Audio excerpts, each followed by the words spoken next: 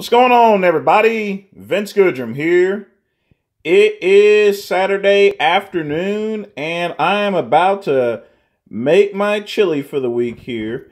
One thing I especially love in the wintertime is some good chili.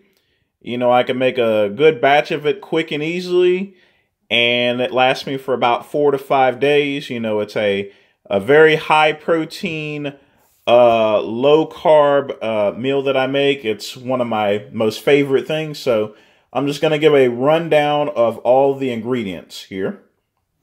So first off, let's begin. I have my Jennie-O ground turkey. I actually bought 2 of them because they sold in packs of 2 at Sam's Club. And I just thawed this one out here. Usually it takes about a day or 2 to thaw out. If I wanted to thaw it out quicker, you know, I'd put it in the microwave for a little bit there. But I don't really like doing that there. I just like it to naturally defrost there. And that's just simply because I'm a little lazy. And whenever I put it in the microwave, a lot of water shows up and it just makes it look it makes the ground turkey very mealy and everything. So I always use a very lean ground turkey. I don't do too much draining when it comes to actually cooking the ground turkey prior to putting it into the chili there. But I do drain some off there in order to make it even leaner. But this is the product you want to use. You know, the recipe calls for 2 pounds of meat there, but I like using 2.5 pounds there. So it really doesn't make much difference here, you know, but part of the reason is because I add a couple of additional things here when making this turkey here. But this is the main ingredient there for my world famous turkey chili here. All right, and now we have some chopped yellow onion here. You can ignore the date on it there. I know it says November 22nd. But it's still finely sealed. It's still perfectly good to make into the chili itself. Normally, I actually use purple onions instead, but, you know, the store didn't have any fresh there or anything like that. Not that this is fresh itself there, but, you know, this is still perfectly good to go into the chili. It's not been opened or anything like that. So you always have to have a little bit of onion when it comes to that chili. That's one of the main ingredients here. But sometimes, you know, when a product is not available, you know, you do what you got to do as far as, you know, making your meals is concerned there. But yellow onion is just as good as purple onion.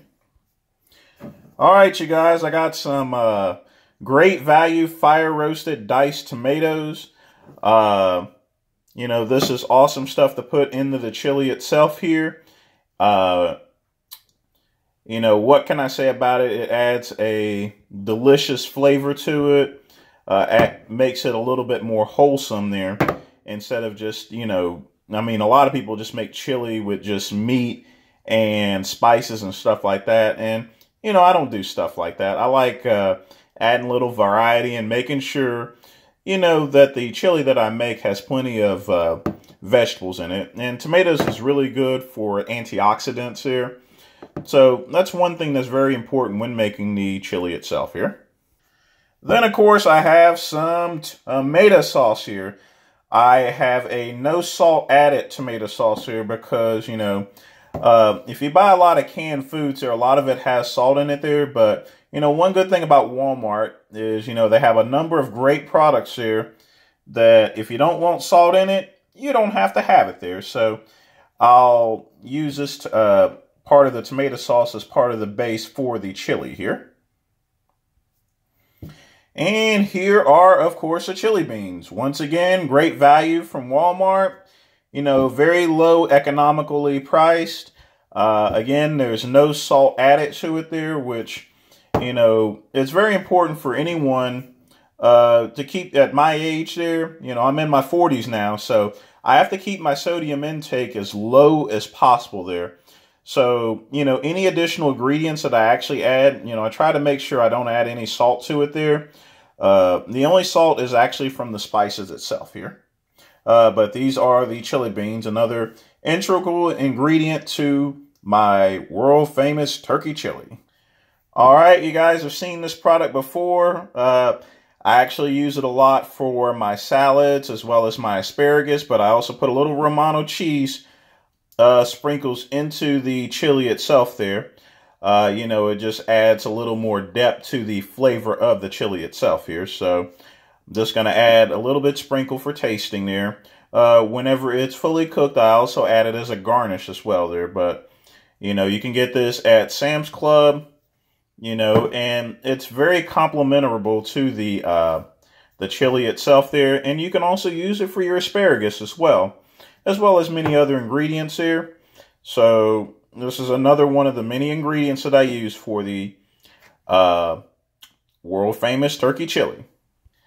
Haha, now to finally top it off here. What makes the chili world famous? It's quite simple. It's Carol Shelby's Chili Kit.